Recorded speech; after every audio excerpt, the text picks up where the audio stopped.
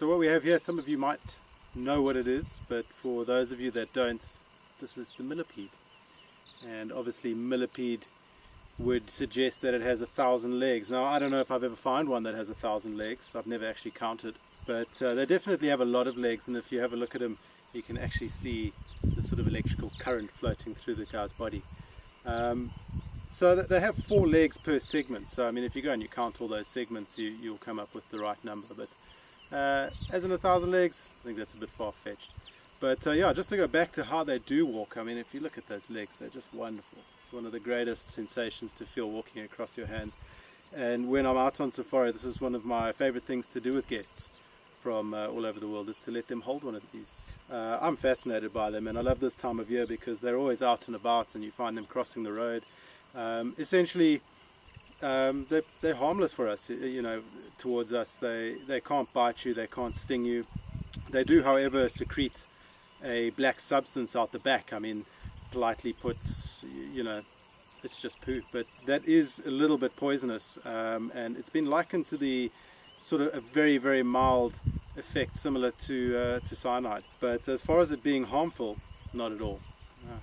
They're what we call detritivores, which means they, you know, eat dead, decaying organic matter. So they're actually one of nature's cleanup crew, and of course that's very, very important. As some of you may know, that helps us, or helps the environment steer clear of disease and outbreaks and things like that. So they do serve a good purpose as far as the bush is concerned.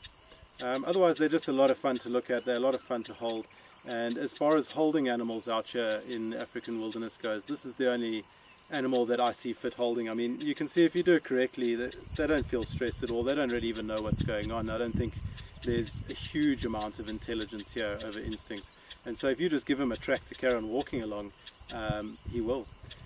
You know, they do sometimes roll up into these beautiful tight little sort of spirals. You know, obviously this is quite a hard exoskeleton that they have going on here, and when they roll up into those balls, they basically sort of, you know, keep all the delicate insides wrapped up, all the soft legs and underbelly wrapped up, and they just show you this hard outer shell. So it's a little bit of armor.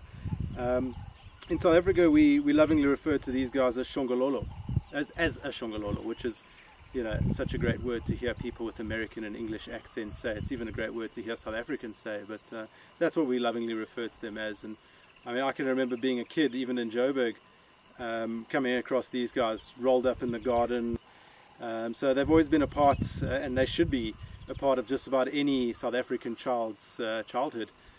So you get to know them intimately your whole life. However, it's out here in the Kruger National Park, or in the Lowveld and other parts of Africa, of course, where they do get this size. And I mean, in the great scheme of things, this is quite a small one. They can get to twice the size of this, twice the thickness, twice the length. So they really can be quite a force to be reckoned with. Of course, as I say, they are peaceful, so not that much of a force, but they're fun to watch. So yeah, you sometimes get them in colors. You know, they can sometimes have some quite striking colors. I've seen a blue and white one before. Mostly you just see these shades of yellows, oranges and reds, and that's quite an interesting coloration. It's not just, you know, something trying to look pretty. Usually when you see animals or creatures with these bright colors, you know, think about a bee, for instance, that bright yellow and black.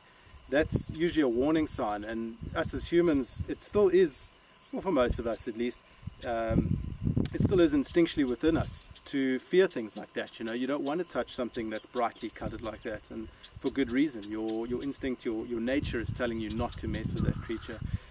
Fortunately, I've handled these guys many times, so even though he does have a little bit of orange there between the ringlets and orange legs, which is sort of his warning colors, I know he's not going to hurt me as long as I don't eat him.